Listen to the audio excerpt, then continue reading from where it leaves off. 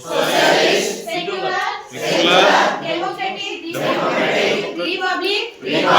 and to secure to all its citizens, justice, social, economic and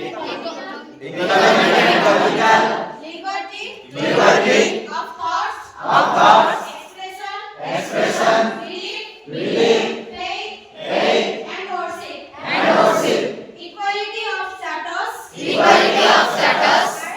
and of opportunity, and to promote among all its citizens, fraternity, assuring the dignity of the individual, and the unity and integrity of the nation. In our constitution, assembly, this 26th day of November,